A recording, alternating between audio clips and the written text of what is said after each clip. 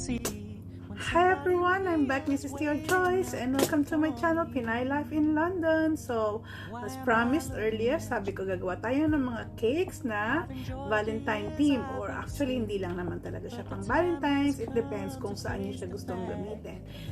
So for today, gagawa tayo ng mga designs ng cupcakes na not just for Valentine's, but for any occasion that it can be applied to.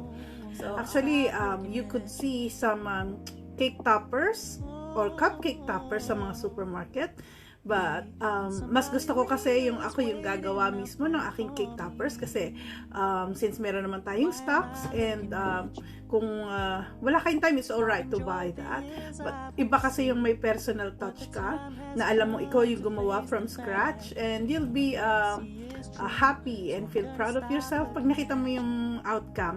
You can also do this with your kids, so it could be a fun activity with them as well. So what are we waiting for? Let's get started. Before we start, let me show you this cute pink teddy bear that I made before. So, ginawa ko lang siya by hand. Actually, practice makes perfect. So, if confident ka na gumawa ng bear na walang mold, it's alright. But, kung gusto mo rin naman makatipid ng time and kung marami kang gagawin, you can use mold para din makatulong sa speed ng iyong production. So, ito yung sample ng ginawa ko by hand. So, now, ang gagawin naman natin is using mold, and then ikaw na rin yung magde-decorate. So, now I'm going to show you some of the cake toppers that I will use for these cupcakes. Do you remember my video about making a fondant using marshmallow and white chocolate? So this is what I'm using right now. It's made of white chocolate and marshmallow. So, ayan. I'm trying to knead it more kasi nga I put it in the microwave and then lumamig siya kasi it's quite cold today. It's really cold. Ayan. Nagsisnow nga ngayon sa ibang part ng England, Southeast England, I think.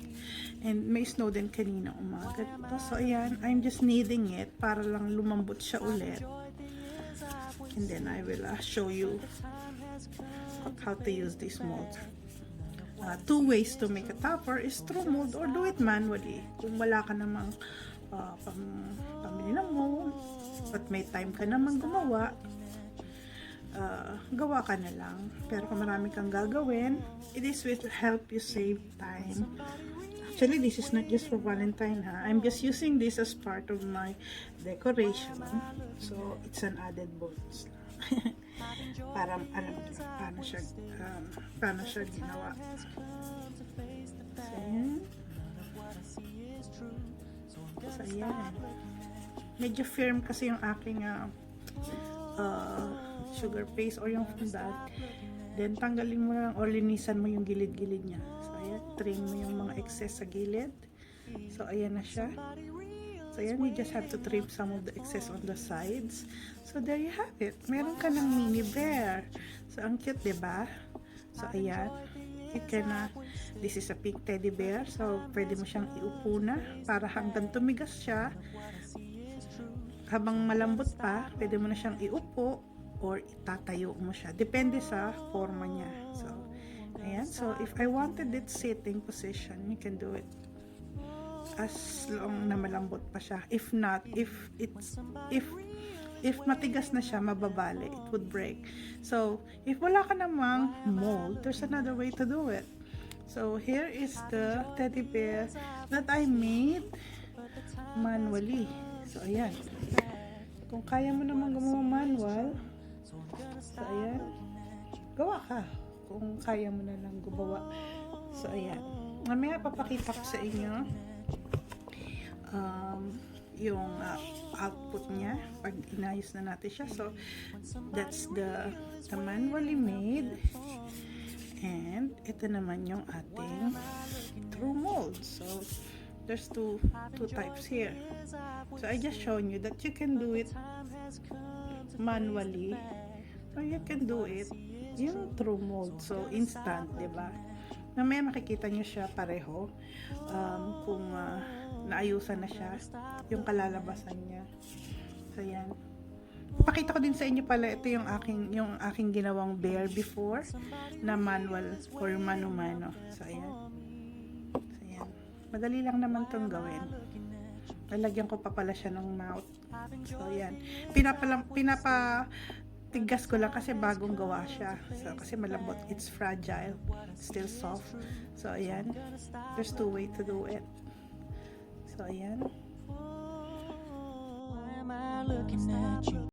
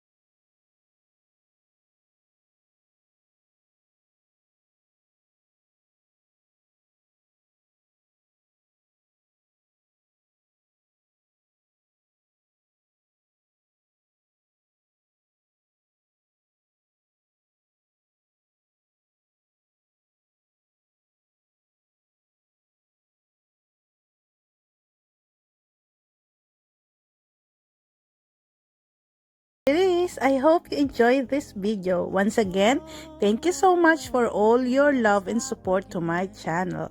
And hindi ko man po kayo maisa-isa, but I just wanna mega love shout out to all of you out there. May we all be continually be blessed and stay well and safe. This is Pinay Life in London. Thanks for watching. Bye! No, it's not the same.